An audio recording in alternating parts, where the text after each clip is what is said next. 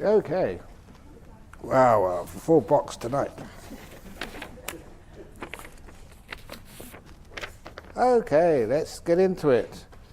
What are all the benefits of being called a monk or a nun? Is it about having more time and seclusion for meditation, or are there other benefits as well? It's an extra level of renunciation. You give up more. If you do it properly, you give it up more, and you become a member of this worldwide club called the Sangha, which means if you have your Sangha card, you can have free accommodation, free food, in many places in the world. In other words, you go to a temple or monastery, it's really nice sometimes that I wish we had more accommodation over at Bodhinyana Monastery or Dharmasara, because sometimes I go to other places in the world, and you can always go and stay in a monastery or temple. It's really nice, because this is your family. Even that when you go on pilgrimage to India, I think, where was it? In the Jeta Grove Monastery. Now, first of all, they said, you're a Westerner, you have to pay to go in. They said, no, I own this place. What are you talking about, the Jeta Grove Monastery? Because there is the carvings, evidence that it was Anathapindika, or rather Prince Jeta and Anathapindika. They gave that land to the Sangha of the 4 quarters present and yet to come. It basically was dedicated to all the monks and nuns in now or in the future, from wherever. So that's a proof. So, you can't charge me for going in there. I should charge you for going here. I'm one of the owners. So they realise Sangha going anyway. So it's actually nice to be, and there's also this lineage. Now the lineage, not lineage of a particular monk or something, or particular nun, but the great sort of tradition, going right back to the time of the Buddha. And that's why sometimes you see a brown robe. Ooh. The first time I saw a monk in King's College in Cambridge, I was a member of the Buddhist Society. The first monk I saw, I can still recall that. It was like traumatic, but positive trauma. Wow, a monk. And that was really great. So the benefits is something in this. It's the oldest continuous democratic tradition in the whole world. 2,500 years, unbroken. Yeah, it goes here, goes there, falls a little bit away here, but then it goes somewhere else, and so it's the oldest democratic tradition still existing, and you become part of that. And because you put the robes on, there's sort of, it's like an obligation, it seems. Not like a guilt trip, not an anxiety, but these are the types of robes, worn by my teacher, Ajahn Chah, and worn by his teacher, and all those lineage of monks going back to the time of the Buddha. And so you have these things on here, and you think, my goodness, I better be worthy of these robes. Not as a heavy trip, but to make your spiritual parents and spiritual family proud of the tradition. And these robes are just so practical. At night time I use them as a bed sheet, as a blanket. And it's never happened yet, but I've got it all planned out, that if there is an aircraft explosion and I have to jump out, this is my parachute. You just hold the 4 corners, really big, and you just float down in the air. And because, I usually, go Europe. Remember that? It was a Malaysian airline. It was actually shot down over, I think, Ukraine or somewhere, or Syria or whatever. So they said, what if he gets shot down over Syria? I said, first of all, it's so practical. First of all, it's my parachute. And when I land, I just put a slit in here and it becomes my burqa. You can see it in there. And it means that people won't know that I'm a white...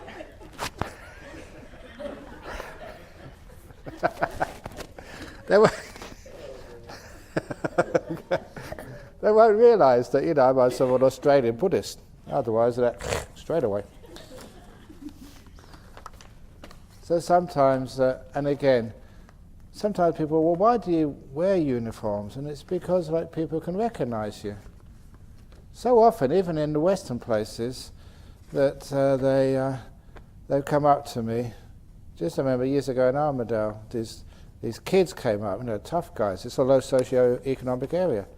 I said, "You a monk?" I said, "Yes." And they said, "Cool."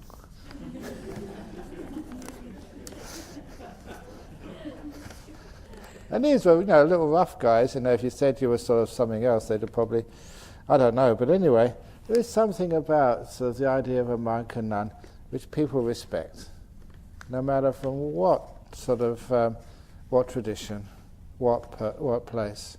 So and people often said it's just nice to see a monk in the morning, a monk just walking past. There's something which, just to see a monk, especially now to see nuns, it's inspiring. Something which links, this is Buddhist practice, way, way back to the beginnings of the Buddha's era. The robe. So it's nice, it's also, but when you are a monk like this, you have to, or a nun, you have to live up to the robe. So, don't sort of, don't amass lots of possessions or wealth. I remember was at a conference in Singapore, and there were lots of monks there, and one of the people, they asked, "Is it all right for a monk to wear a Rolex?" One of the monks put his hand behind it. And there's some really nice monks there. I think that's right. There was even Venerable Quang Sheng from the abbot of Kongmeng San Temple in Singapore, biggest temple there. And he just said, "No, this is plastic, $10, that's all it was." So it's nice when actually you see monks or nuns and they live a simple life, which means that it inspires you. Yeah, there are still monks and nuns in all the places in the world where, that they're fulfilling the ancient tradition of simplicity, kindness, peace and wisdom. Yeah, there's always going to be some who just misbehave and make the wrong use of a robe, but still most of them are really good. So anyways, that's why they're not all the benefits of being a monk or a nun, but a lot of them. And one of the other benefits of being a nun especially, as a nun, you never ever have a bad hair day.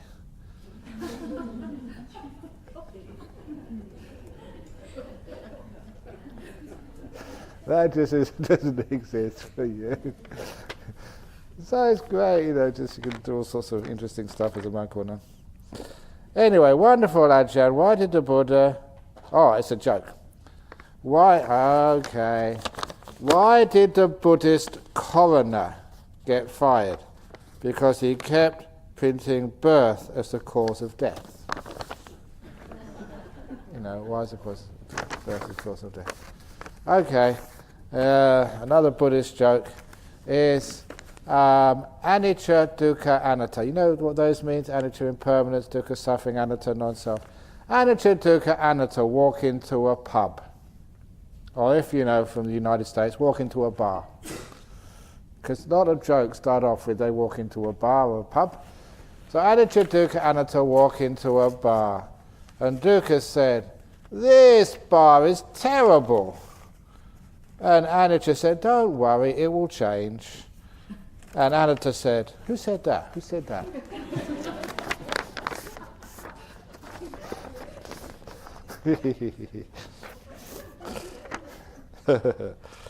But Ajahn, once while meditating, my body vanished, and I felt a lot of joy. But what was left was noisy and flashy. Also, thoughts were there. The noise was just a celebration, the orchestra celebrating, the body's da-da-da-da-da-da, the fanfare. So that was the noise. It was the celebration of your body leaving. And flashy, again, that was the flashlights. And Also, thoughts were there. Was it because my mind was not pure enough for stillness? It was reasonably still, but not totally still. Remember what I said this morning? Here's the five senses, here's the mind. Little by little, your five senses get less and less and less. And look, tomorrow when those of you leave and go home, you will really notice just how much you've changed, how much you've calmed down. So you may have not have noticed it, but be careful. Especially when you drive your car. If you're driving home or driving somewhere, do a few sort of circuits around the car park first of all, just to get used to things. Because otherwise, you go out, it's not so bad here because it's in the countryside, but sometimes you go outside and then when there's like a car comes in front of you, just let go, and you crash. You don't react as quickly, as you needed to do. So you actually do calm down. But you felt a lot of joy, excellent. But what was left was noisy and flashy because of a bit of excitement. Do experienced meditators get into jhanas regardless of their health problems, physical conditions? Thank you. It's easier if you've got good health or if you've got energy, but it's not necessary. So it's amazing, just you can be sick next to death, and sometimes you just let go. So any type of body. I told you, about that monk who had scrub typhus in a fever, get into deep meditation, it's amazing. After listening to the Dhamma talks and meditating, I've got an interest in reading and learning more of the Buddha's teachings in the suttas. However, I'm concerned knowledge itself will be a hindrance, obstacle to peaceful meditation. Didn't the Buddha once compare grasping Dhamma the wrong way to grasping a snake by its tail? Yeah, you grasp it the right way and it's patting on the head. I've seen people get into Abhidhana and confuse themselves as well as others. Would you recommend referring to suttas, etc., once you have a good meditation foundation, such as jhanas? Is the Authenticity Project you mentioned a good resource to learn Buddha's teachings? It's a good resource to see what Buddhist teachings are reliable and what is helpful. But the way that Ajahn Chah taught, he said, the practice and the teachings, the practice and the theory, it's like the rice and curry and the sweets afterwards. The main course, the staple, that's the practice. And doing a bit of reading, study afterwards, that's like the pudding or the sweet afterwards. And if all you ever eat is puddings and sweets, you are going to get sick. But it's okay, as long as you have the main course and then some puddings and sweets afterwards. You know that for those of you who go to our Dhammaloka temple, we put all the food out on the buffet tables. And usually the rice first of all, and then potatoes or whatever is bread. And then at the very end, I don't know why we do this, I always put the sweets and the fruit at the end. But at our centre in Nolamara, as soon as I say now you can go and take your food, the kids, they know what to do. They just go to the end of the tables and take all the sweets. I've seen that so often, and you can't stop them. But anyway, at least it sort of makes them keep coming back to the temple. Anyway, seriously though, it is important to have a little bit of understanding of the Buddha's teachings. Because, I think I mentioned this is from the suttas, but this is just making it sort of more easy to understand from my book, Mindfulness, Bliss and Beyond. Well, I said, getting deep meditation, especially jhanas, is like having a flashlight. So you can really see where you're going. Very powerful mind. But you do need the map in order to know where the territory is. It's great having a flashlight, but if you don't know where the treasure is located, you can look here, and waste a lot of time. You have the map and the flashlight, you're going to find the treasure. And the map is the Dhamma, the flashlight is the deep meditation. Put them together and then you get some really good results. Or like the dynamite and the match.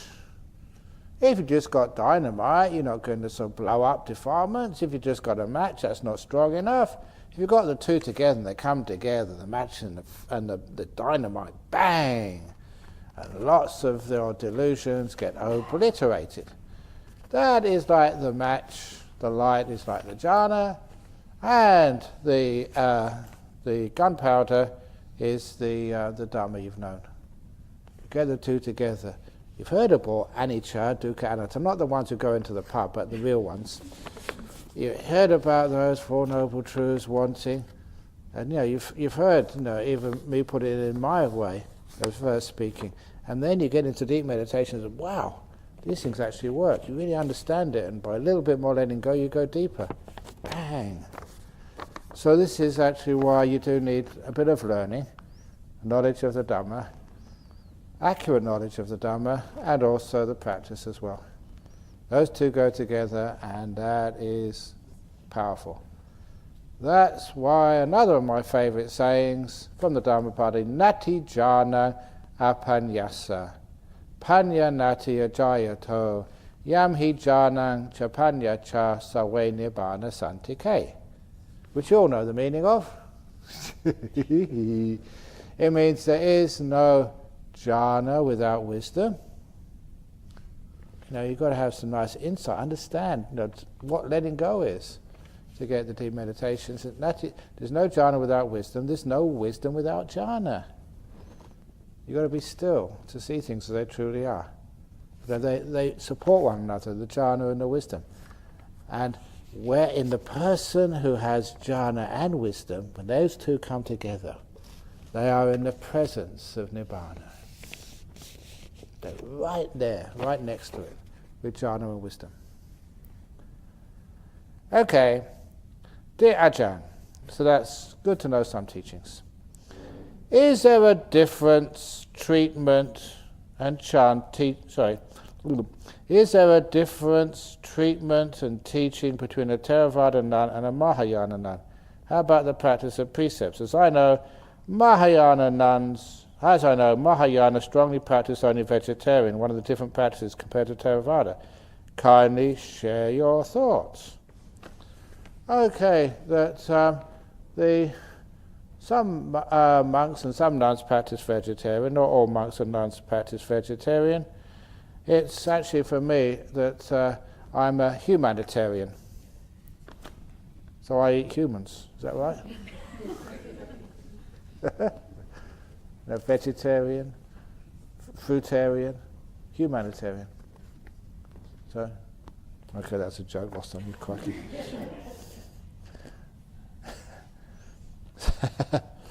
So, I think you've seen just,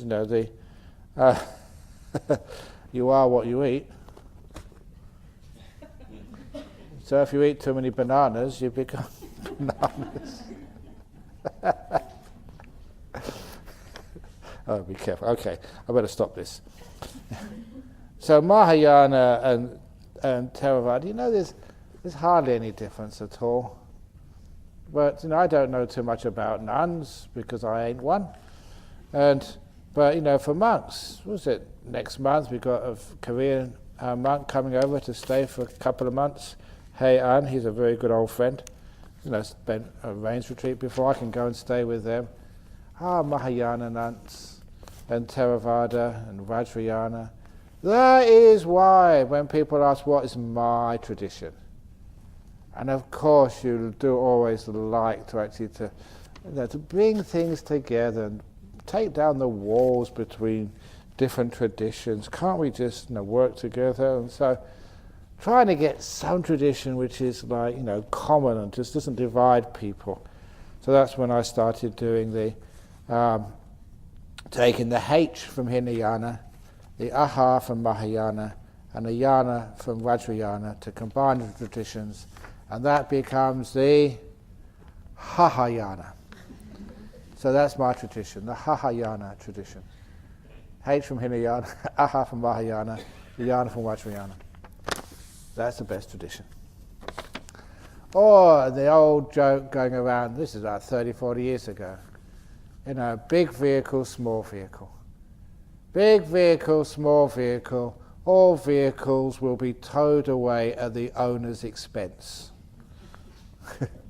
It's quite nice, isn't it? All these vehicles which you identify with. Small vehicle, big vehicle, all vehicles will be towed away at the owner's expense. Dear agitating, we're meditating and it becomes peaceful, and when the subtle flashes of light appear from the corner of eyes, should I try not looking at them? Don't do anything.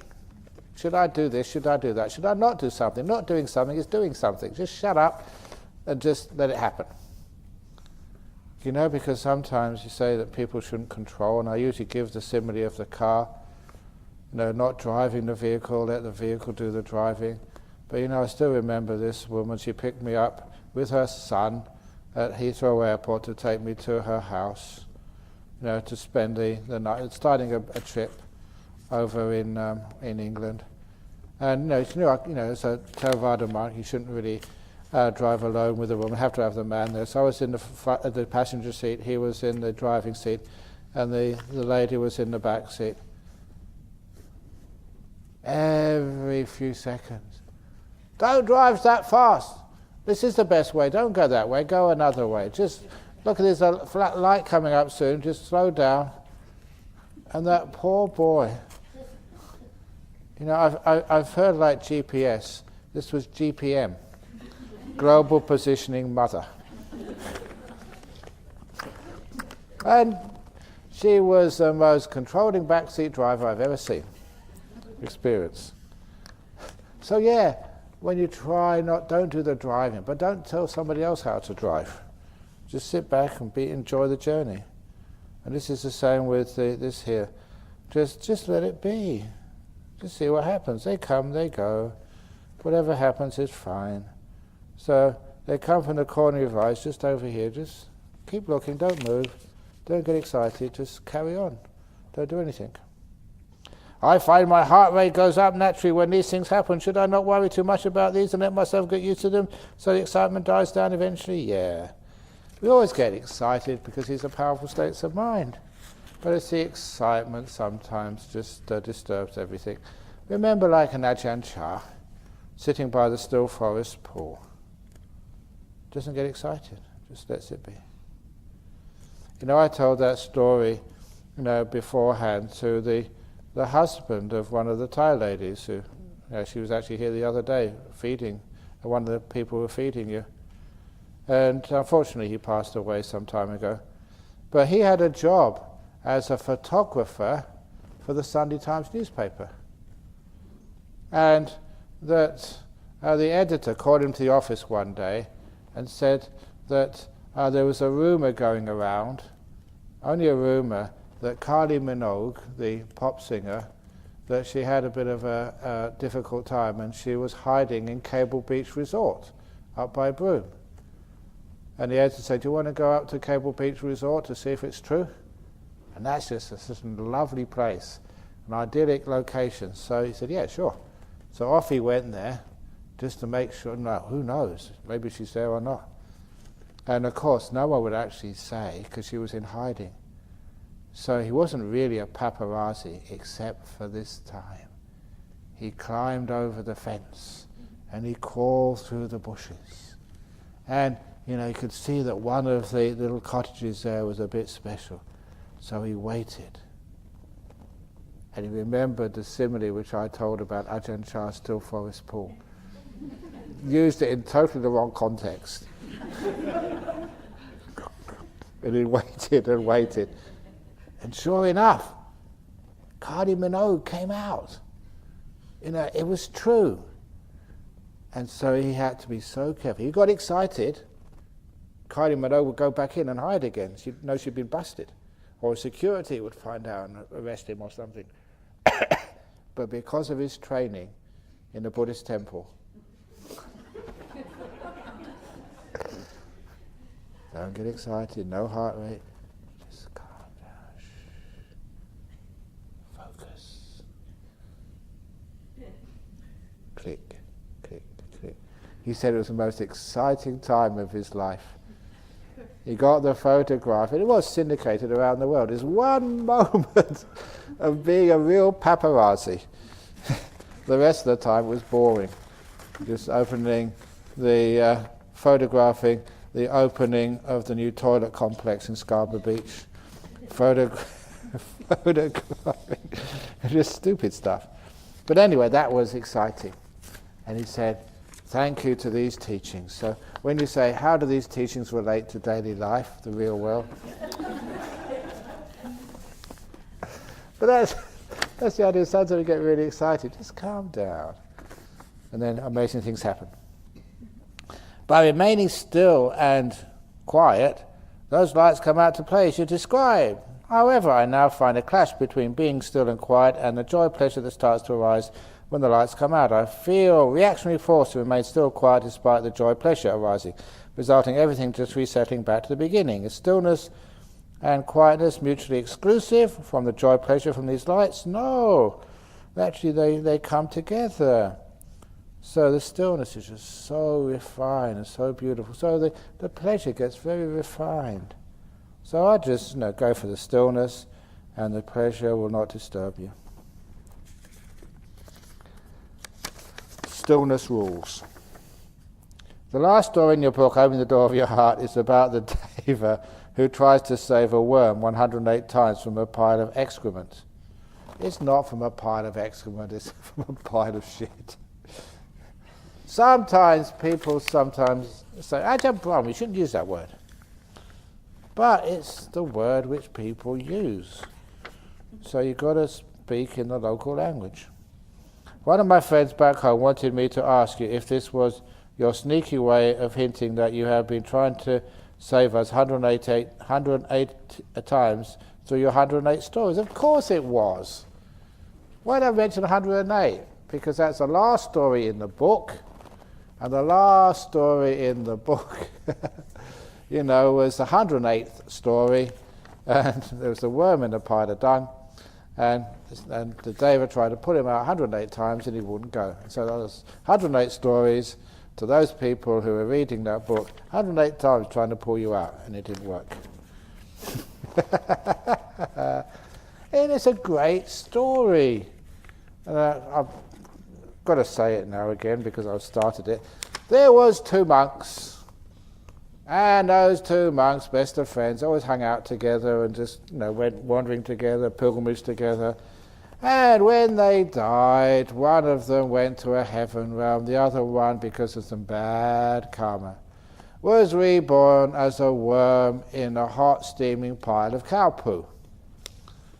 And after a few days, enjoying the pleasures of the heavenly realm, the friend wondered, where is my mate gone?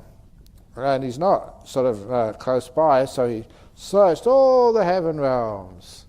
Could find no trace of his best friend. So, the human rebirth is one of the best. Maybe my friend has got reborn in the human realm. So he searched all the human realm, couldn't find him anywhere. So, oh my goodness, he hasn't been reborn as an animal. So he looked at all of the really big animals, the monkeys and the teddy bears and the dogs and the cats, and couldn't find him anywhere. So he kept on searching, because if that's your friend, you don't give up that easily. Friendship is just a very strong tie. So eventually he found his friend. To his horror, he didn't know what my friend must have done to get this terrible rebirth as a worm in a pile of hot, stinking, steaming cow dung. Now, if any of your friends get in trouble, if it's a real friend, you can't just ignore them. You have to go and see them, try and help them, no matter what it takes. So the heavenly being appeared in front of the pile of cow shit, and he called out, say, worm, worm! And this little worm poked his head out of the cow poo. Yeah, what do you want? And the heavenly being said, do you remember me? Oh, I don't know who you are. Get out of here. He said, no, wait for a minute, worm. In your past life, we were the best of friends. We were monks together. Oh yeah? So what? Well look, worm, I have been reborn in this beautiful heaven realm. It's so fragrant and peaceful and kind. And he described all of the joys and peace and the beauty of heaven. And the heavenly being said, and I've come to help you. I can come and take you to heaven. Come on. Hang on a moment, said the worm. I just want to ask you one thing before I go. Up there in heaven, is there any shit? No, of course not. We don't have stuff like that up there. Well, said the worm, I'm not going. I like my cow poo. I like my pile of shit, which I live in. It's my food, it's warm, it's fragrant and so comfortable. When I tell that story, I recall the story of my experience in the toilet over there. I'm wondering if that was a sign that I was a worm in my previous life. The most beautiful piece. No. But anyway, the worm said, no, I don't want to go. I like my pile of shit. And so the heavenly being could not convince the worm to go. So he thought it had to be a bit more assertive. So he said, look, if I can only catch that worm and take him to heaven, he could see for himself, ehi pasiko, openaiko, pachatangwe ditabo winyuhi, to be experienced everywhere. When you experience it, it's obvious. So he decided to grab the worm. And he grabbed the worm and tried to pull it out of its pile of dung. But the worm didn't want to go. It was attached to its lovely pile of poo. And so it was wriggling and trying to escape. Now, if you imagine a worm who lives in a pile of poo, it's just so slimy, and it didn't want to go. It wriggled and slimy, and soon it slipped out of the heavenly being's grasp and went right into the deepest part of the pile of poo. But you don't give up that easily. So the heavenly being held his nose and put his hand right searching for the poo. Now, if you want to imagine what this must be like, imagine, it was the Queen Elizabeth. Refined, just really sort of lived in luxury all her life. Would she put her hand in a pile of poo to rescue, Prince Philip or something if he got reborn down there? Of course not. And a deva is much more refined than that, so the sacrifice of putting your fingers in such stinky, filthy stuff was amazing. Just his ability to just renounce and just try and help someone. The compassion was immense. So he searched around, he found the worm, pulled it out again, but the worm never wanted to go. So wriggled, got free, and hid again. And 108 times that heavenly being tried to pull the worm out, but the worm never wanted to go. So in the end, the heavenly being had to go up to heaven alone and leave the worm to its stinky pile of shit, which it thought was just heaven. And you all know the meaning of that story. I'd only have 9 days, and some of you have been for 12 retreats already. 108 days you've been meditating. I'm trying to pull you out. No, I don't want to go. That's a lovely little story there.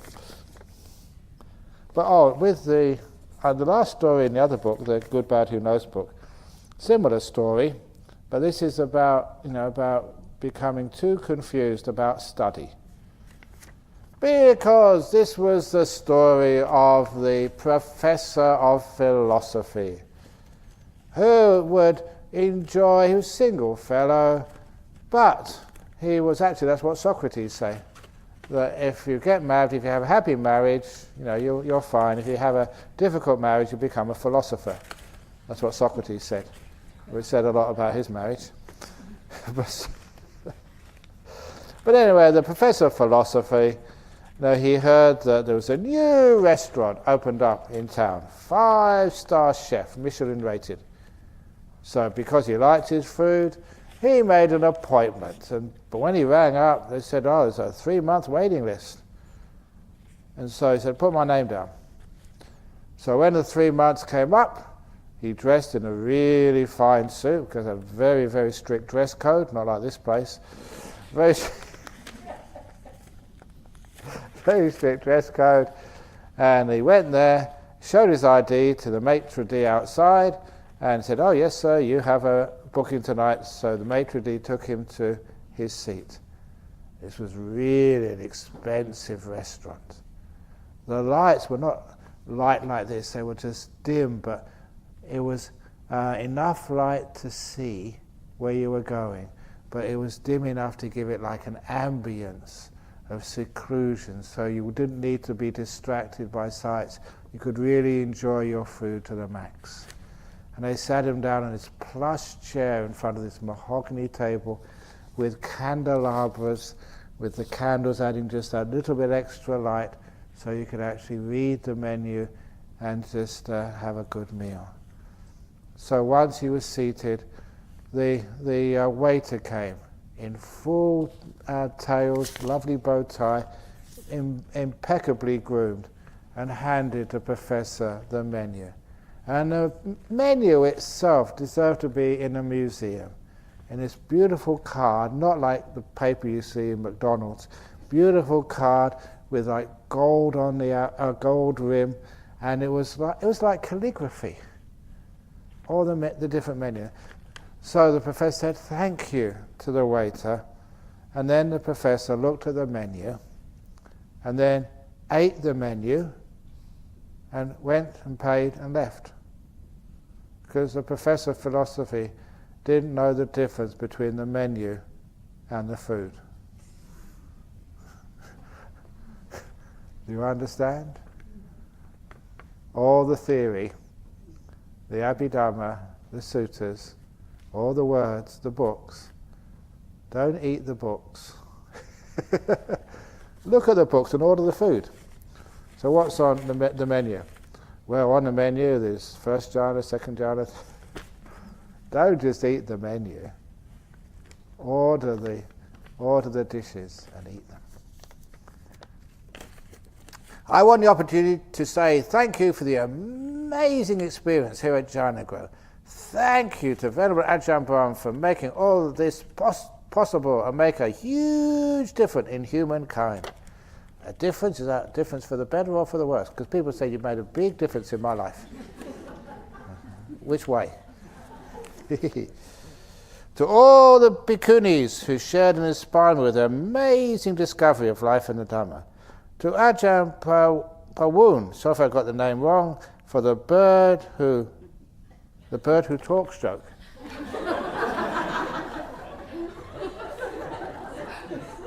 I haven't heard that one. Do you want to share it? Last time. Oh, okay.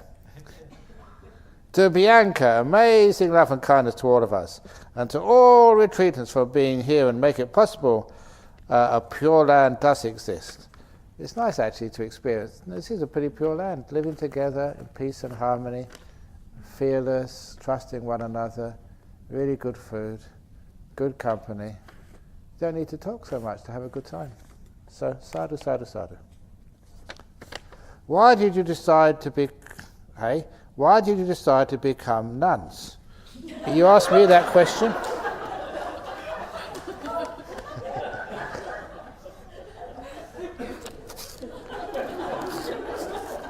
You don't really look in the mirror all that time. Just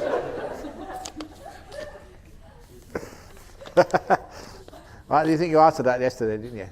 Yeah, okay, very good. Could you please tell us the story of the man in Thailand who people thought had drowned, but when he was resuscitated, a different being had entered his body?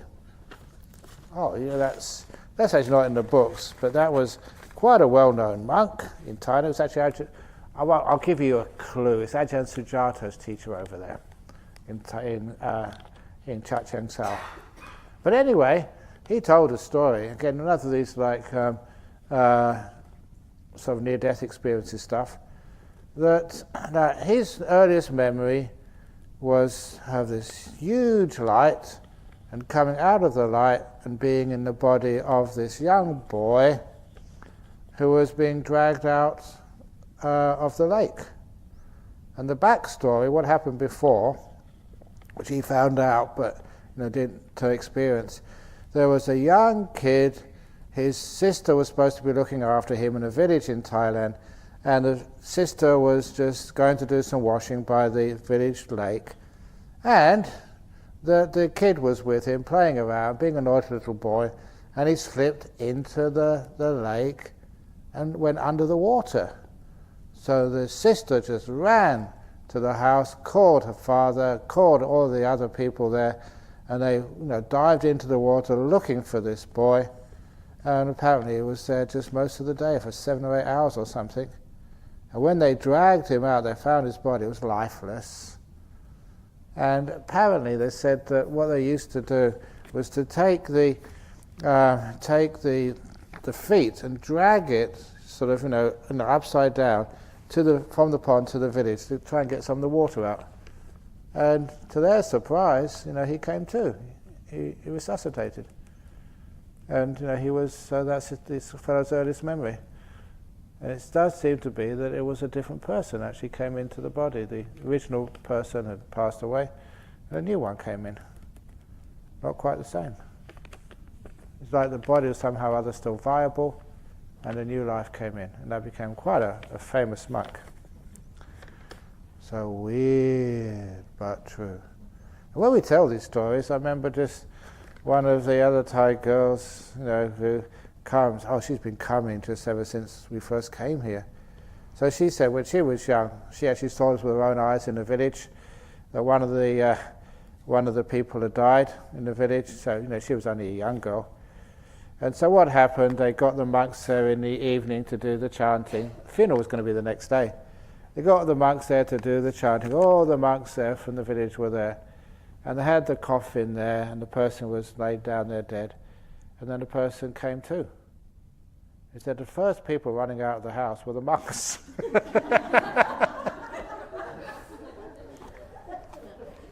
That's what she saw. They scarfed really fast. But sometimes it happens. Are all 5 sense pleasures equally harmful to meditation, or are some worse than others?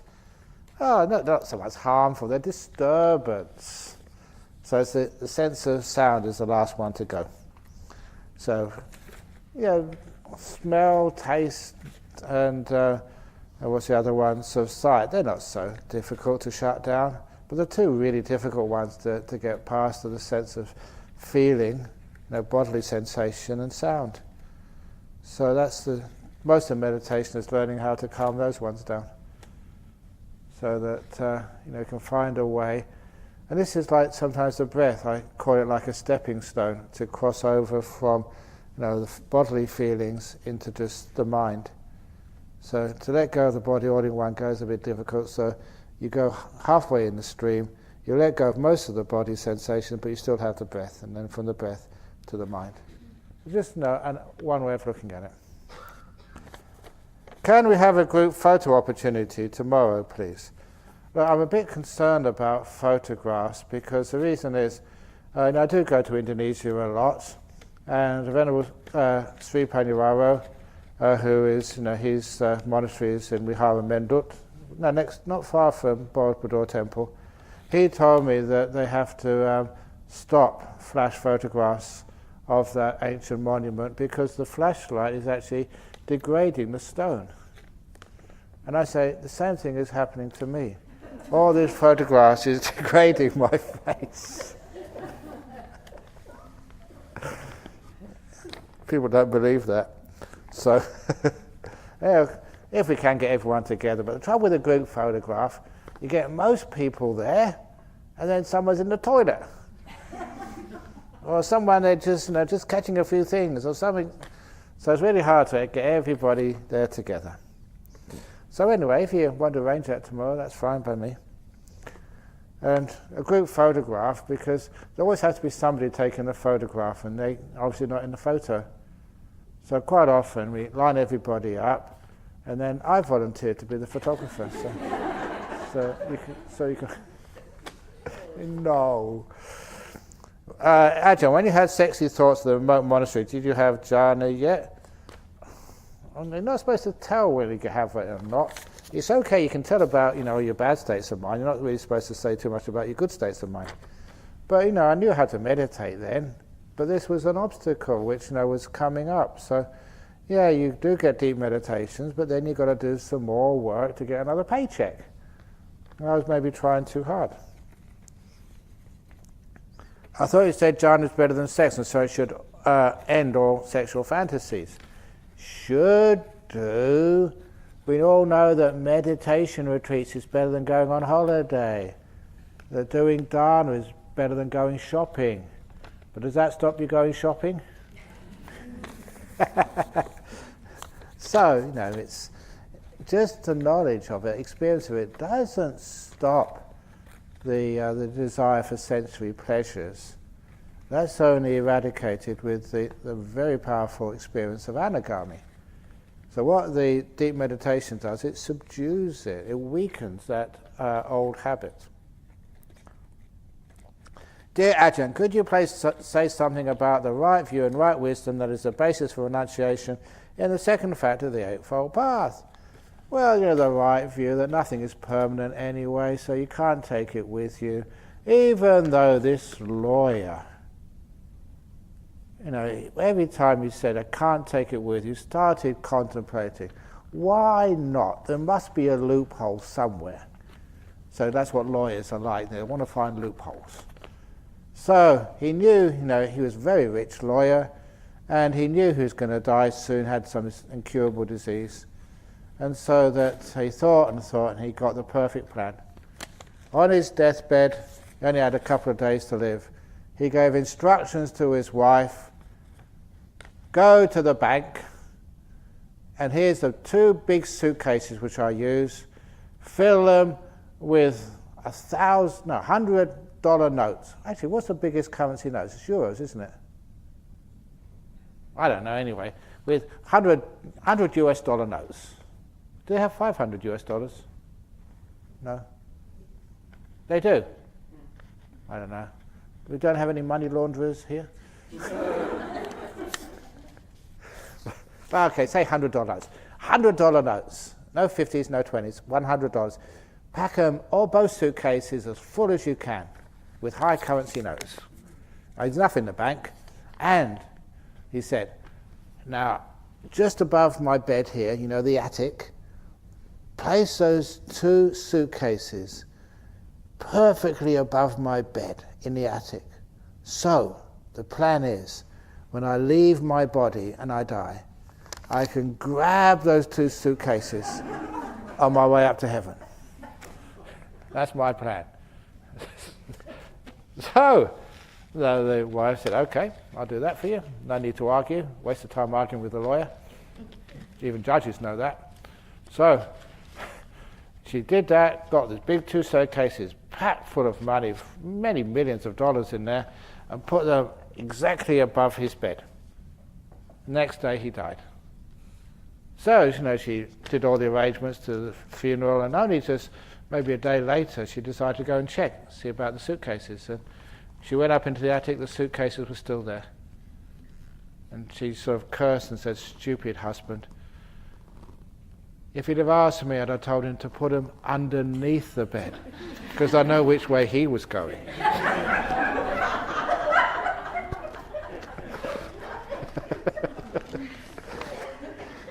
So you can't take it with you, but you may try. So the right view is you don't own anything anyway, you have to give it all up. So you might as well give it all up before, so that's renunciation. And the renunciation is, renouncing the past and the future. That's the other right view, forgiveness. You can forgive anything. You don't need to punish people. You learn from mistakes, you don't punish them. And you're allowed to make mistakes. So when you make a mistake, you tell everyone about it, and you learn so much from it. And one of my recent mistakes, this was less than 12 months ago, because this happened in the last retreat I gave in for the BGF, the Buddhist Gem Fellowship, and we hired the caves in Chi-Twing, I forget what it's called now, the caves just below Genting Casino. And it's a long way from the casino, you can't hear it, but it's a very nice place for a retreat. And interview time. And in the interview, this couple came in, a guy and girl, and there was the young lady. She was the one who was asking all the questions on meditation and stuff. And the fellow was absolutely silent. And I don't know what, stereotyping, I thought, because the guy's silent, they must be married.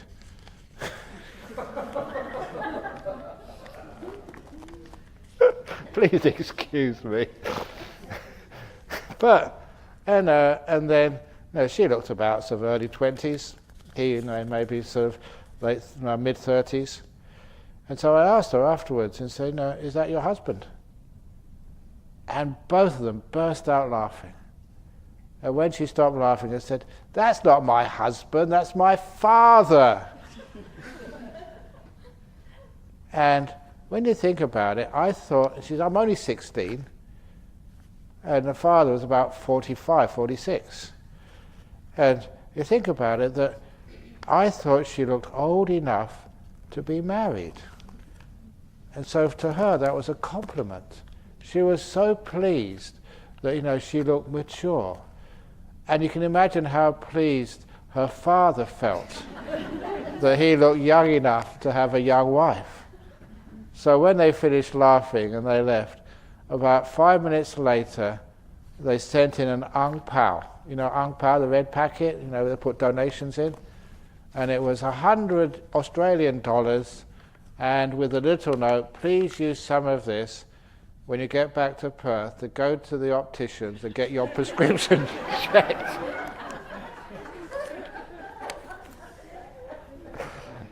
But out of that mistake, the temple made $100. Good learner, so mistakes are just very lucrative. And it's also made people laugh as well.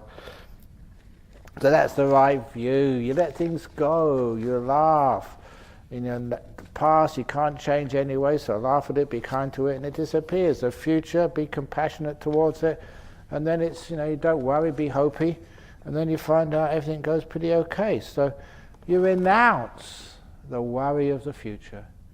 You renounce the burden of the past, especially the ill will. And that means that you get some freedom. Simple wisdom. From right view, you can let things go. And also that, there's nothing to no one here anyway, so what's there to attain? So you just relax. Let it go.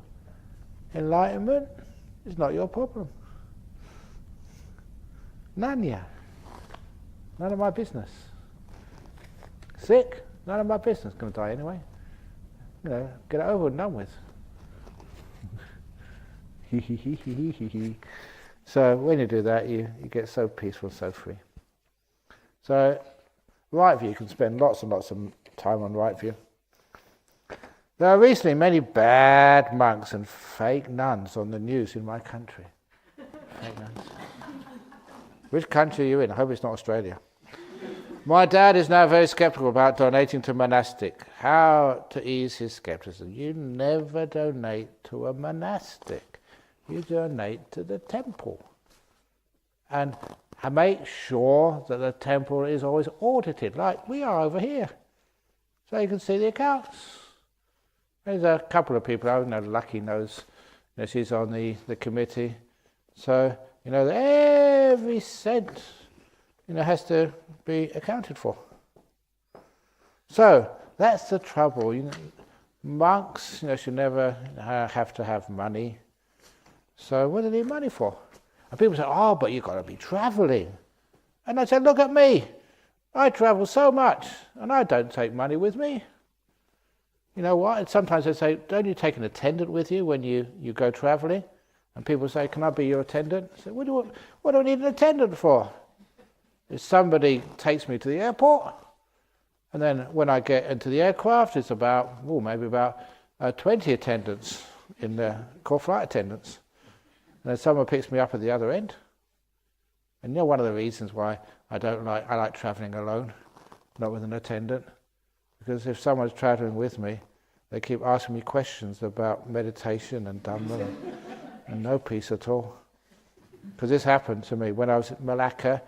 I forget what I was doing. Oh, it's actually the old temple there was having its 100th or 200th anniversary or something, and I got talked into just giving a presentation there. And on the way back from Malacca, somebody drove me to the airport.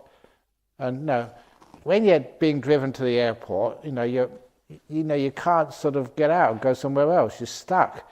So they could ask me questions as much as they wanted, and just I couldn't sort of get out.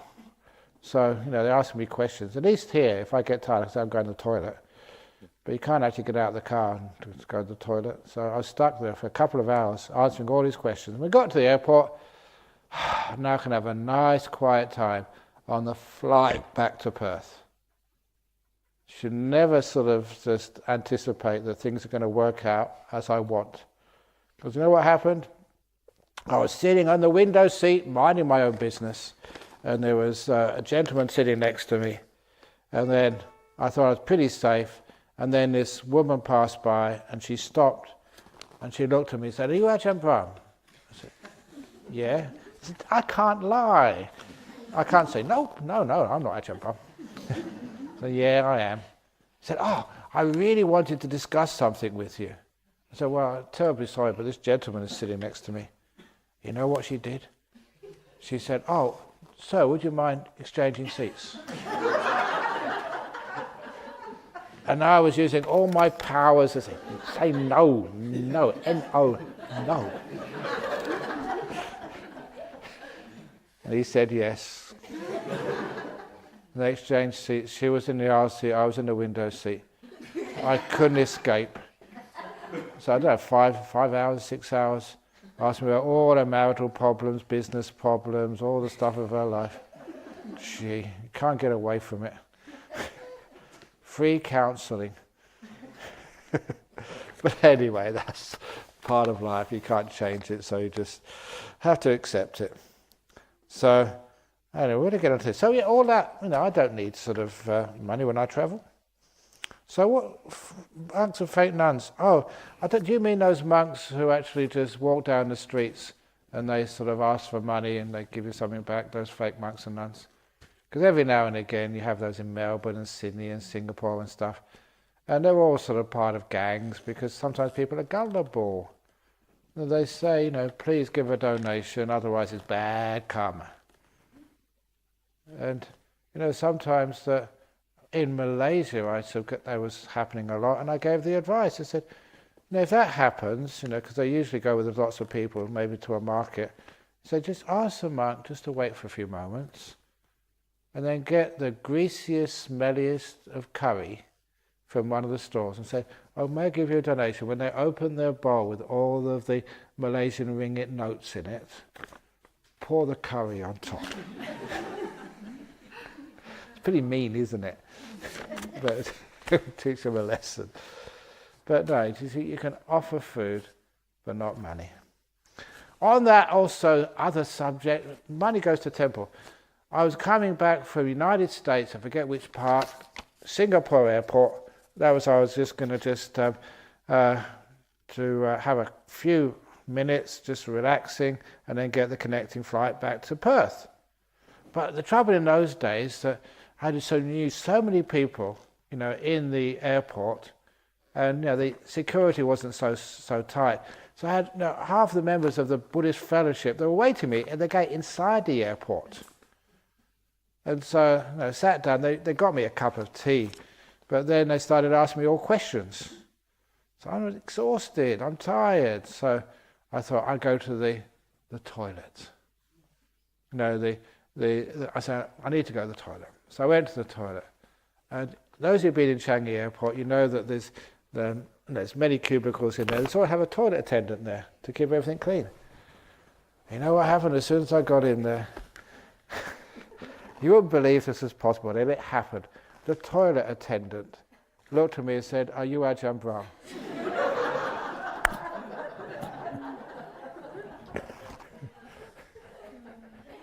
even in the men's toilet you can't escape. It's unfair. At least he never took a photograph of me in there, but all he did do, he was asking some questions. But I always remember this story because he said, "Oh, that's wonderful. Can I make a donation?" And I said, "Look, I'm a monk. I keep my rules. We don't accept money." He said, "Oh, well, can I send it to you?" And so we got, the paper hand towels, and I wrote the address of Bodhinyana Monastery on that paper hand towel and gave it to him. And noticed it was about 2 weeks later, there was a donation maybe of 20 Singapore dollars came through. And I thought, oh, that's so sweet, because those guys are not rich. But he wanted to do something. And that's brilliant, so beautiful. I really treasure that little donation. Someone really so poor, working in the toilets, toilet attendant, but still he had enough faith that I could actually give him at least the address, so he could actually send it in the post. That's what was really nice. So anyway, just all the money goes into the suicidal spider's home. Remember that story I said? So I think there's plenty of space in the donation box for the spiders and whatever. During my meditation today, my whole mind appeared bright. Yay! I then followed my breath a bit more and the mind became dark. Oh, let go, don't follow the breath, follow the light. At this time, should I be mindful of the mind or keep following the breath? No, the breath has done its job. That is trying to land the aircraft in Jhana Grove. You can't land aircraft in Jhana Grove. They go to the airport. The breath gets you so far, and then leave the breath there and just let the mind take you deeper. The nuns were not okay yesterday evening. Ooh. That's what it says here. The nuns were not okay yesterday evening. They were very, very good. Sadhu, sadhu, sadhu. So was Bhante. Sadhu, sadhu. Question. I understand that even at the time of the Buddha, other non-Buddhist meditators achieved jhana. Other non-Buddhist meditators achieved jhana. What evidence can be given to prove that the Buddhist teachings analyze jhana correctly? Is this something one has to directly experience? It was very, not proven, but very contradictory to say there was other non-Buddhist meditators achieved jhanas. They had Alavakalama, Uddhakarama, Putta, never says they achieved jhanas, said they got into the state of nothingness and neither perception nor non-perception. And the Siddhartha Gautama, not yet the Buddha, still a bodhisattva, said that they wasn't conducive to enlightenment. Later on, in places like the Atthakkanagara Sutta, said that they were conducive to enlightenment. So there's a contradiction there. Right in the suttas, the Buddha says one thing in one place, another thing in the other place. But they, very unlikely that those were based on jhanas. Otherwise, why would the Buddha have to reflect all the time when he was a young kid to remember the jhanas? It is more convincing that those two teachers did not teach jhanas. They teach these two states which were not based on jhanas. They weren't the real thing. The other piece of evidence, which is really convincing, was one of the disciples of the Buddha was a person called Chitta. He was a general formerly, and that he was very well known in the area, and that one day he went to see Mahavira, otherwise known as Nataputta, the founder of the Jains. And it was a historical anomaly that, why this actually happened. The Buddha and the founder of the Jains appeared, in the same part of India at the same time in history. Two major world religions appearing, together. And Mahavira was, or Nataputta, as it's said in the Buddhist canon, was centered in Nalanda. Not that far, almost walking distance, from the Vulture's Peak, the Bamboo Grove. And many of you who've been on pilgrimage, know this. Nalanda, the great university, the birthplace of Sariputta, and that was also the place where Mahavira lived.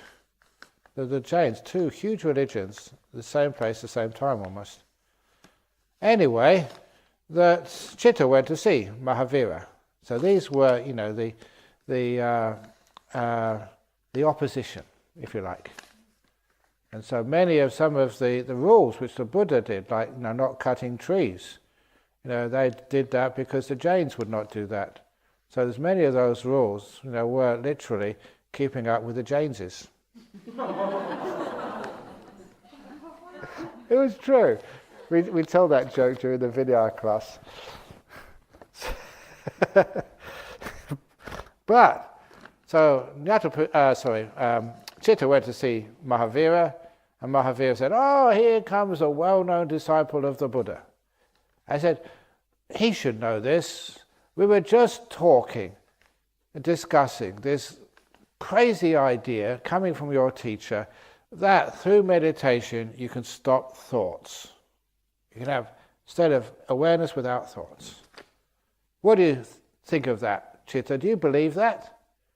And Chitta, your householder, Chitta said, "No, I don't believe that at all." And Mahavira smiled and said, "See, a prominent disciple of the Buddha also agrees with me that you cannot stop thinking. Impossible. It's like putting your fist in the Ganges and trying to stop the current. It cannot be done."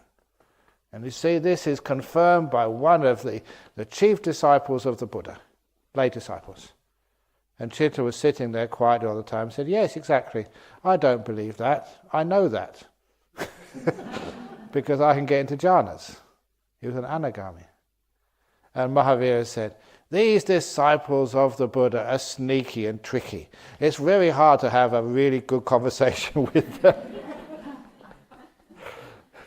And that's a sort of bit of fun and games, but what it did reveal was even the Mahavira, the most prominent teacher, probably even at the time, some historians think was more famous, had more disciples than the Buddha at that time, the leader of the Jains, but certainly would have known a lot.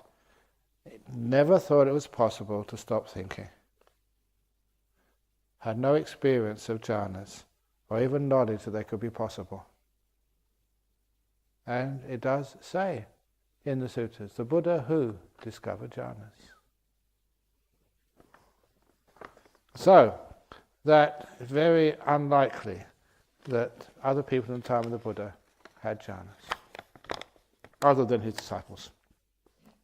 Dear Ajahn, further to the question answered yesterday, if Buddhism will survive long with the introduction of Dhamma via the internet, will more people get to hear it? If Buddhism survived for 2,600 years without forced conversions and killings and war, will the future generations go to hear the Dhamma in their busy lives? Well, you're already listening to that Dhamma in your busy lives. It's not just the internet, it's just when you get to sit next to a monk on the aircraft. Or not in the internet, even in the men's toilets in Changi Airport. So the ability to listen to Dhamma is actually quite huge. But sometimes it's not even listening, it's actually just seeing examples, peaceful examples. Just like that was the story of Ashoka, saw a very peaceful monk or novice, and that just changed his whole life. Or just, it was Sariputta seeing Asaji, just walking so peaceful. So this is something amazing. The Buddha's first 5 disciples, it was his demeanor which convinced them that this was something special which he had found. So sometimes just to spread these great teachings, which are very beneficial, sometimes it's not the words, but something else which really spreads it. That's why I call it brainwashing. You see a good example, something peaceful, something you can feel is amazing. And that is more important than what's said, where it comes from. About the problem of saliva during meditation, I realized you can't swallow and breathe at the same time. So swallowing does not break my mindfulness. It only disturbs the rhythm of breathing. And breathing in and out my mind was getting used to. So I can mindfully swallow and then just continue my breath in meditation. I hope this can help others with the same problem. Yeah, give it a try. But it doesn't matter if you do dribble, because you can always get a bib. They're very cheap. You know, you can get one from your daughter or somebody who's had a baby and the baby's grown up now. So, gratitude to you, Ajahn, and everyone who helped organise this wonderful retreat. Special thanks to Bianca. Enjoyed every bit of it. Only spoiler was my allergy, not allergy to meditation. Sadhu, sadhu, sadhu. I wonder what your allergy is too. So anyway, no one is perfect. So sometimes we have an allergy to this, an allergy to that. So I've got hay fever, but there's no real hay over here. So sometimes we just have to work with what we've got. I think I did tell you that I found out that I was suffering from a contagious disease. You know, the hepatitis B.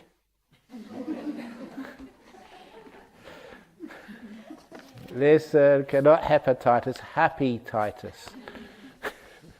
Very contagious, happy-titus. B for Buddhism.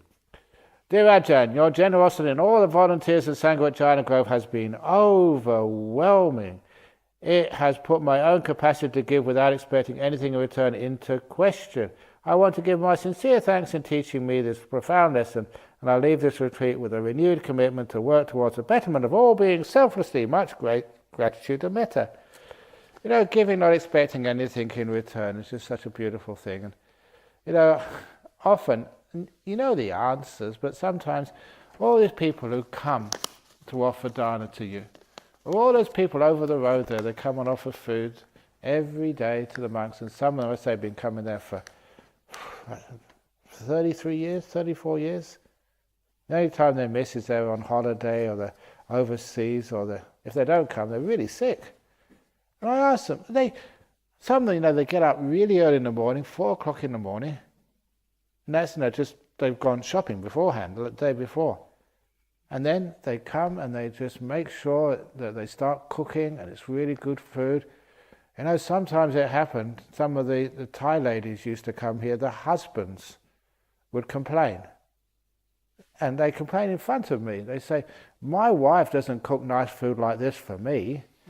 And the wife would turn around, yeah, because you're not a monk, ordain and you'll get some.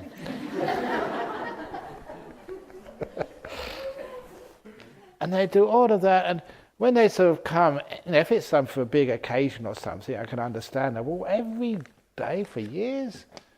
And so, every now and again you ask them, you know the answer. But, when other people are in hearing, they say, why do you come here for such a long time? And they say, because we get so much happiness here.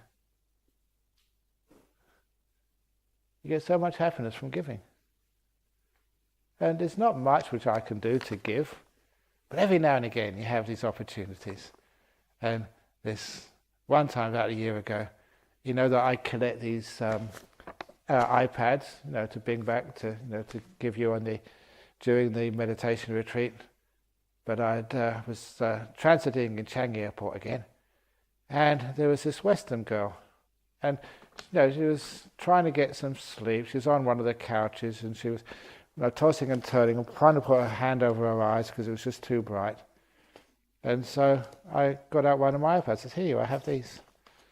And she looked at me and gave me this huge big smile and put them on so she could get to sleep. It didn't cost me anything. I had lots there in my bag, for you. We still got lots left. I get lots of happiness out of that. I know, didn't have any money to give her, but I had something which was really useful. It's beautiful when you do things like that.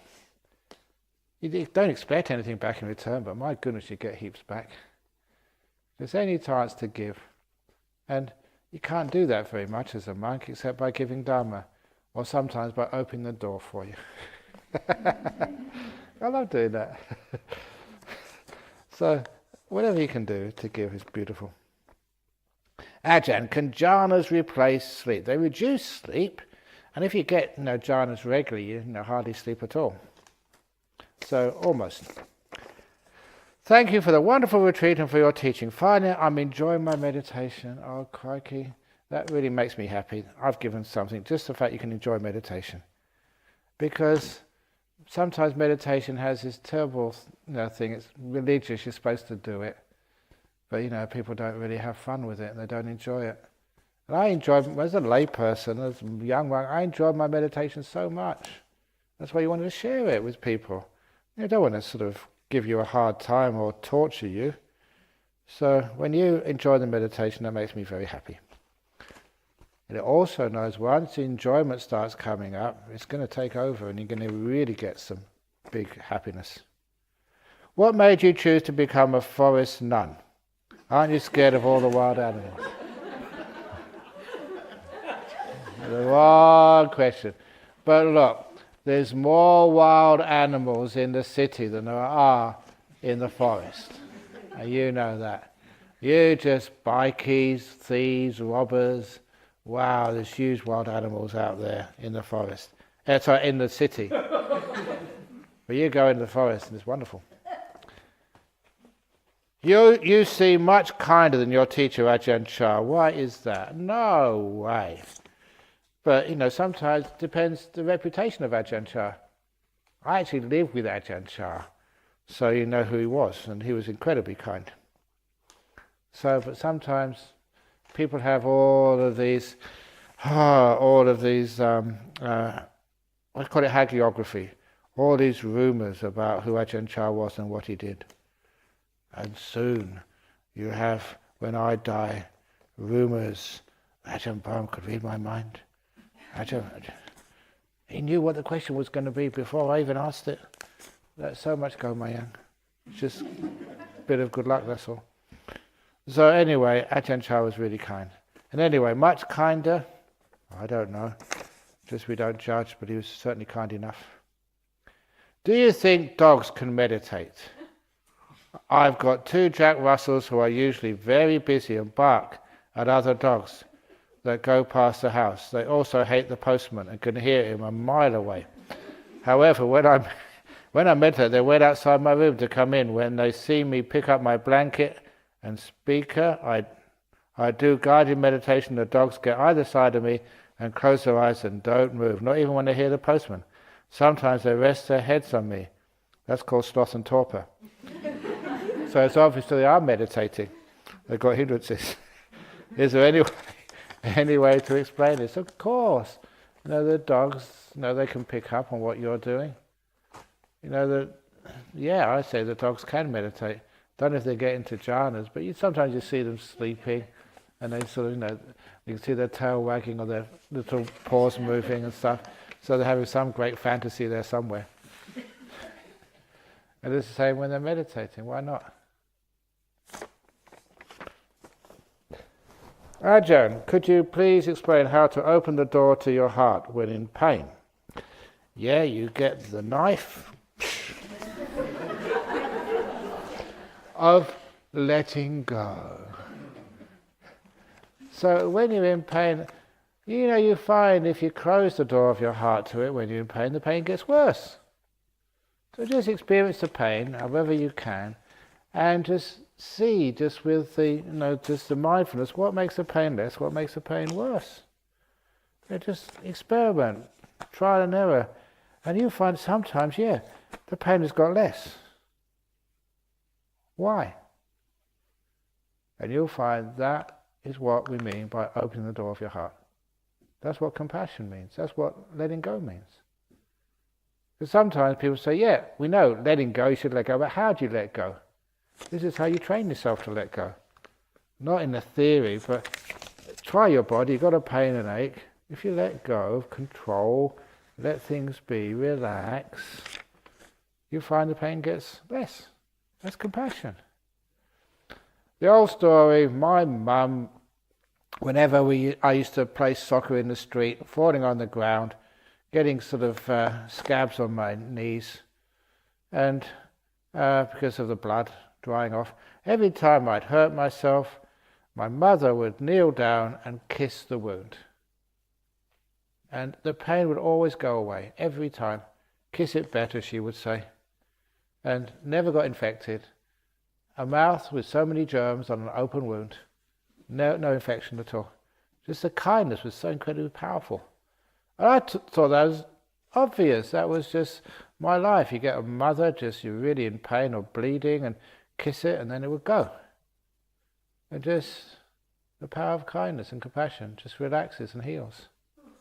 Which is one of the reasons why that you start playing around with that, with your own pains, being kind to your body. Just, I was going to say this earlier, if you've got a sore elbow, kiss it better. Have you ever noticed you cannot kiss your elbow? It's impossible. Cannot be done. Now what will happen? You'll try that, won't you? Just shows you just how rebellious, how little faith people have. It can't be done, But anyway, somebody like a mother, someone who loves you, kind, and they kiss it better, and you get this beautiful compassion, and it heals it. That's how you learn what compassion is. Kindness, by its result. Relaxes, heals, pain disappears. So you try that on your body, and when you learn how to relax the body, take away pain, that was compassion. So that's what you learn. Not from the books, but from your experience. And that's how you learn how to open the door of your heart. It's amazing. Dear Ajahn, are the eye masks ours to keep? No, they don't belong to you. They're entrusted to you, and when you finish with them, you can give them to someone else. So you can keep them until the time you become fully enlightened, and then pass them on to your disciples. Yeah, of course they're yours. They don't belong to me. They don't belong. Just make use of them. So yeah, you can take them away. We take medicine sometimes with the clear intention of killing bacteria. You murderer. How do you reconcile this with the first precept? Now, the Buddha's very practical. That if you can see it, then you have intention to kill it. If you can't see it, if it's microscopic, then it doesn't fall within the 5 precepts. It doesn't fall within the first precepts. So, you can put, tomorrow when you're supposed to be cleaning up your rooms, if you're cleaning up your rooms, you can put the disinfectant into the toilet bowl, and as you put it in there, say, "Die, bugs, die."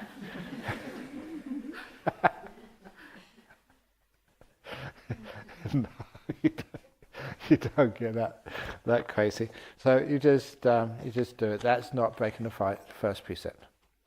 Some years ago, I watched a documentary about a man who had a heart transplant. The man was a drinker, smoker, abusive to his family, and virtually illiterate. After he received the new heart, he completely changed into a loving, caring man and started writing profound love poems. Because of such a change, they got permission to trace the donor. He was a Scottish poet who was renowned for his work in the community. Can you explain this, please? Yeah, I remember reading books about that, but usually it only lasts for a few days.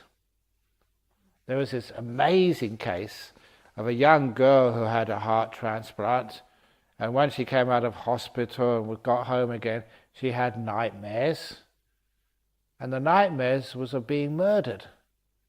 And of course, the mother was a bit concerned. She went to see the surgeon and said, "Oh no, trauma of the operation, it will pass." But she had the same nightmare again and again. So the mother was actually quite concerned. So she went to the police station. And she said, "My daughter, has had a heart transplant and she keeps remembering this event." And the police were so amazed it corresponded to an unsolved murder case. And the police had the authority to go to the surgeon and find out where that heart came from. And it was from this person who'd been murdered. And based on this child's recollections, they interviewed a suspect and he confessed to the murder. Solving a murder from the recipient of the donated heart. Amazing, isn't it? So, I don't know who was wearing those eye shades before, but maybe if I'd put them on, maybe you might get just the whiff of the great minute. No, it seems to be that, the memory, is it sort of connected to some of the, memory's not just in the brain, but sometimes it's another part of the nervous system, and of course the heart has a lot of the nervous system in there. Or is it the case that the the person who was killed, their ghost, if you like, was actually attracted enough to the former heart that it could actually just get into the kid's memory and just to tell who killed who. But usually after a few weeks it vanishes, all the memories vanish away, and the person becomes their old self. It was wonderful to listen to the bhikkhunis last night. Could not believe that they were so good. This is our hidden resource, and so it's time that you did the 9-day retreats next time. We'd like to hear them more. The visiting monk was also very good. Before we allow any monks to visit here and stay here, we do quality control first of all. So we don't get any riffraff into this monastery. So he's a very, and Pat Woon, he used to look after me in Wat Chaithawan in, is that Kuala Lumpur, PJ? Yes. Yeah, PJ? PJ, okay. He used to look after me over there every time I went to visit over there. So there's always a lot of gratitude for him. He always made sure I was well looked after. So it's nice, this is wonderful, like friends. Brothers in the Dharma, we say, brothers and sisters in the Dharma, family. So we look after one another. So of course we only allow high quality, and also high quality women. Check them out. And then if they do, QC stamp. We should actually put that tattoo somewhere. QC. Approved by Ajahn Brahm, stamp. No, they're very, very good. And it's also just, you can see they're relaxed as well. So, just the teaching of being peaceful, kind, not forceful, not angry, not telling people off. And just to see them just so calm and quiet, it's very nice. So thank you for all the lay people in this retreat for making my first retreat such an enjoyable one. Thank you to the people that bring dana daily and Bianca for taking wonderful care of us. Thank you, monks and nuns, for your wisdom shared yesterday. I learned a lot from walking meditation sharing. And thank you, Ajahn Brahm, for all your wisdom and for setting up Jhana Grove, truly the most peaceful place on earth. Thank you for teaching me how to meditate. No question. Thank you to your wisdom here. Very good. So where's the complaints going? Oh, I told you, that's right. You've already given the complaints to Bianca. Only the praise comes of it. That's very nice. How do I know that my arms have disappeared and they didn't just get numb during meditation? Just open your eyes and see if you're armless. Of course, they don't get numb. It's just trust the process. You know what numb feels like? It's unpleasant. When it disappears, it's not numb. It's just not there. I came to a perfect stillness in most of my sitting meditations. Spend good part of my sitting during this state, however, doesn't seem to go beyond. What should one be doing during stillness? If it's perfect stillness, you can't improve on perfection. So please remember that saying about on the t-shirt, nobody's perfect. I'm a nobody, therefore you're perfect. End of problem. So if you're still, what should you be doing during stillness? Just stay there and wait. Build up your credit, and then the paycheck will come. Is it listening to silence or waiting for breath to appear again? Please explain. Thank you so much for the wonderful retreat and your great wisdom. No one's actually complimented me on my jokes yet. Just my wisdom for setting up this place. There must be a reason for that. But anyway, there's two types of waiting. I haven't mentioned this yet. Waiting for something to happen and waiting in this moment. One is waiting in the future. When's the mango going to fall? When's it going to happen? I've been sitting silent for such a long time. Come on, I haven't got all day, That is waiting in the future. That's not real patience at all. People confuse that as patience. Just waiting, come on. But no, there's real waiting is waiting in this moment. Like the waiter waits on the table, always aware of this moment, knowing what their clients want. Are the positives that come from making merit, offering to monks and nuns, the same as generating good karma by doing kind things for people? You mentioned giving to enlightened monks and nuns makes greater merit. How did the Buddha know this? Can you explain? Yeah, more bang for bucks. In other words, if you say, give some money to a sort of an alcoholic, what would happen is they buy some more whiskey or more drinks. But if you actually just donate that money to like a place which is a refuge or a place where alcoholics can get a good night's sleep, warm, safe, and look after them and maybe get some counselling and find out why they're alcoholic, obviously you make much, much better results. So one of the reasons why offer to a monastery or to a hospital, hospitals are great, but you know that sometimes that the doctors, they learn from monasteries that how to care. Not to cure, but to care is more important. You learn so many little other techniques, like compassion takes away pain. There's so many other stuff which you learn here. So this is a big hospital. It's a big university. It's where you learn so much and you get inspired. So that's why sort of making sure that good monasteries, good nunneries, good retreat centres are well supported, that has a huge benefit. You can see how that works. Just how people can come here. Number one, they like meditating afterwards, they get compassionate, they're much better doctors, psychologists, nurses, wives, children. It's amazing just the result of this. So that's why if it's a good organisation, not to enlighten monks and nuns, but just their projects, great. What should one do if one has chronic pain which cannot be diagnosed?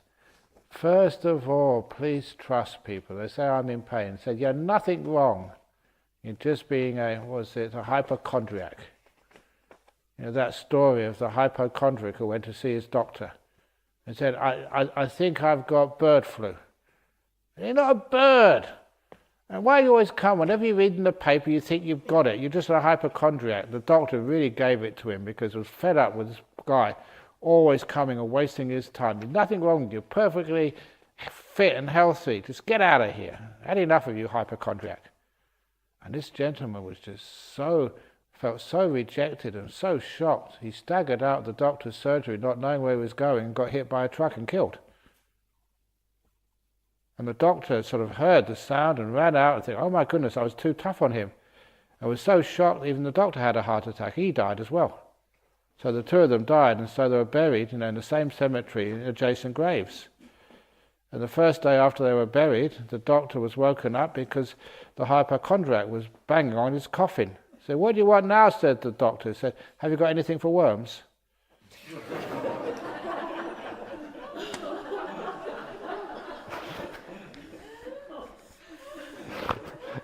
That was a joke.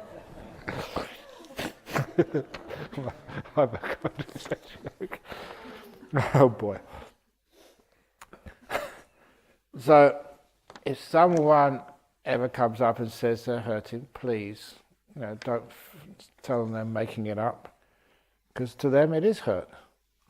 So in other words, that you see what you can do. First of all, acknowledge them and trust them, and don't a person just give them importance and trust their symptoms. They're feeling it. And so sometimes they try to meditate, you can only count 1 or 2 breaths and then the pain gets too much. Don't count the breaths.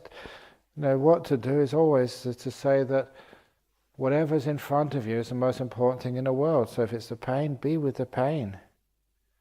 Someone who says she is possessed or it's all in your mind, oh my goodness sake, that makes it so much worse. She has even said sometimes the pain gets too much so she doesn't know how to live. It doesn't help when people just don't acknowledge it and say you're making it up. So, first of all, be kind and respectful enough to say that's what you're feeling, that's what you're feeling. And number 2, to say make that the object of your meditation. Don't try and get rid of it, care for it. The simile of the anger-eating monster is brilliant. Don't try and get rid of it. Just if you can't beat them, join them. Be with them. Be kind. That's something you can always do. This moment is here. Give it importance and care for it. That's incredibly powerful. But the worst thing is when people think that you're not hearing them, you don't understand them. The Buddha sometimes used similes like a strong man drowning a weaker man when referring to controlling and suppressing angry thoughts.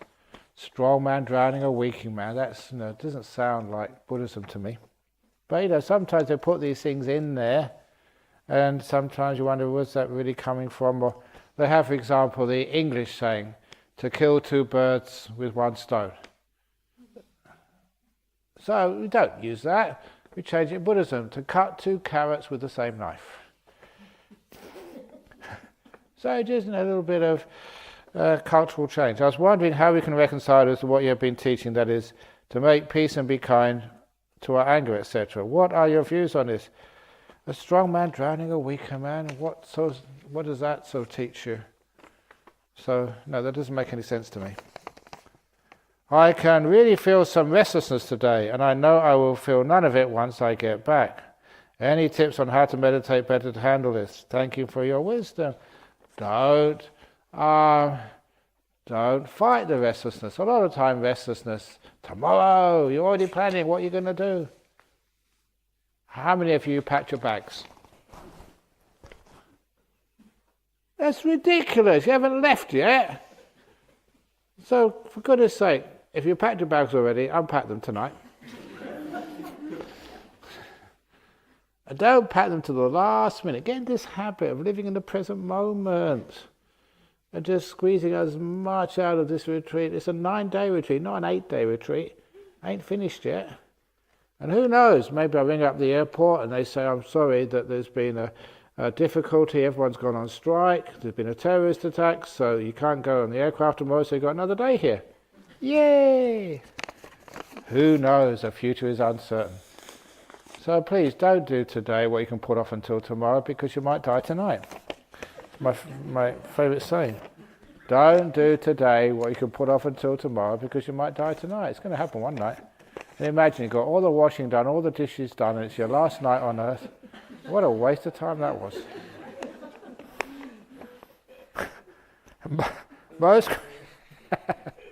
Most grateful thanks for all you have done and keep doing for the Buddha Sasana for the benefit of all beings everywhere, especially us in WA.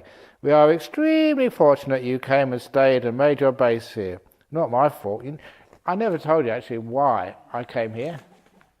Because I made a resolution when I started staying with Ajahn Chah, I would never ask to go anywhere. I'd wait until I was sent. So Ajahn Chah would say, go over to that monastery. I would go, no argument, no sort of preferences. And then when he asked me to come back, I would come back. I just let go of my will, my preferences, and just a nice little practice, I would go wherever he sent me. So Ajahn Chah sent me to Perth. And about a month after Ajahn Chah sent me to Perth, he had a stroke and he couldn't give orders anymore. And that's why I've been stuck here ever since.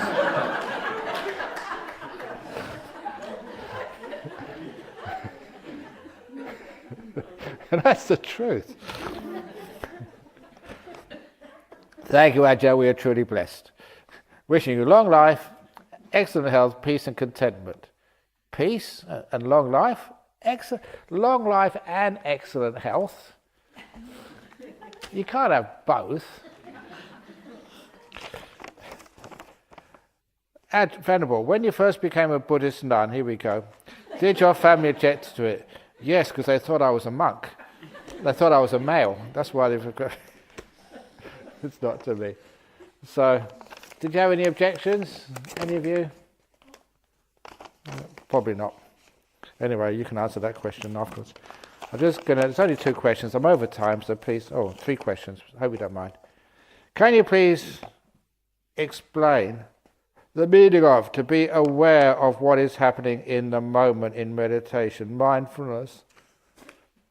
8 days I've been teaching you, and you still don't know what mindfulness is?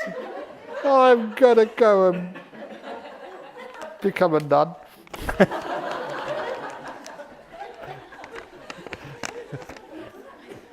No, it's just learning just how to be right now. No past, no future. Being in the moment, being silent. That's awareness. Can you please tell us a bit about your nunnery and the process of building it? That's your question. I haven't got a nunnery. I've got a monkery. Why they call it nunneries and not nunsteries, like monsteries? That's not monsteries, monasteries, no, not monsteries. Dear Ajahn, doing samatha leads to jhana, but doing vipassana leads to the path of nirvana. What are your comments?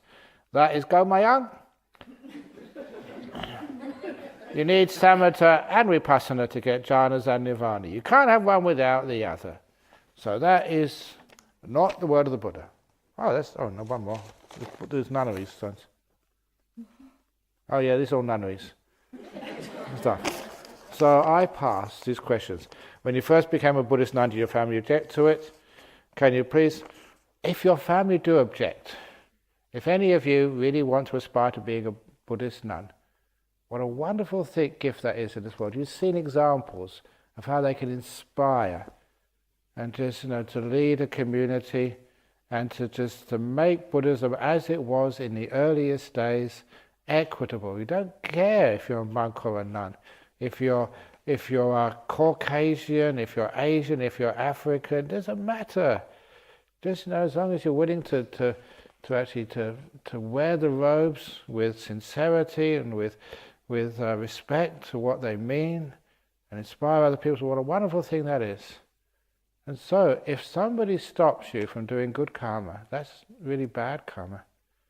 So I tell this to people, that if your daughter wants to become a nun, or your son wants to become a monk, and you stop them, that's really bad karma. That's really unfortunate. So I tell that because some people become so superstitious. When I tell them, if you don't let your son become a monk, it's really bad karma. Really big bad karma. Really terrible bad karma. Okay, go off, become a monk now, quick.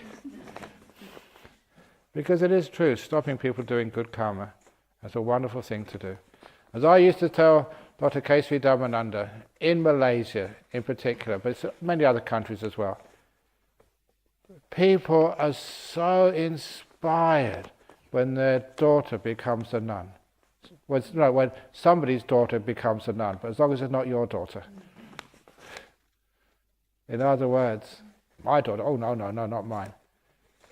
Because sometimes people feel that the mothers and fathers, they feel this, they think they've made a mistake. How come that, they've often become to a monastery? It must be some terrible thing. It's not, it's a wonderful thing to do. And of course, you can see the quality of people who become monks and nuns. They're not sort of the dregs of society. They're people they could be very wealthy, successful in the lay life. So it's not as if they become monks or nuns because they've got nothing else to do in life. It's not because they're even running away from suffering, but they're running away to something more meaningful.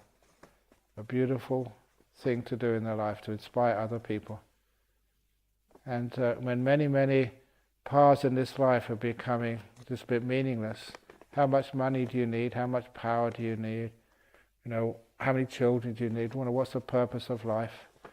So actually to be a monk or a nun, a good monk or a nun, meditating, inspiring, serving, doing a huge amount of good work in this world, it's actually an inspiring lifestyle. If we only had more monasteries and nunneries, we would, at universities, get the career day stall. The career days when people actually recruit people for IBM or for Apple. They recruit all the most skilled of the graduates, and we should be doing that in universities. Become a monk! Become a nun! Job security, job satisfaction, and retirement out of this world. So anyway, your family, most families don't object, not with a bit of arm twisting. And so that's wonderful. Okay, I think that's enough. So, that's it, folks. So, this is the last night of this retreat. Are you enlightened yet? Are you going to go home or back to where you, and people are going to ask you, what did you get out of this retreat? Nothing. Are you going to be embarrassed? Are you going to be upset? Should you stay up all night and meditate? Go for broke. Everything you've got, go for bust. If you think like that, you haven't listened to a word of what I've been saying all week. So just relax, let it go. And then who knows? The Ananda method might work for you. Give it a try. Hit the pillow. No, it didn't work, so if it doesn't work, then get up in the middle of the night and then try again. Okay. Sadhu, sadhu, sadhu.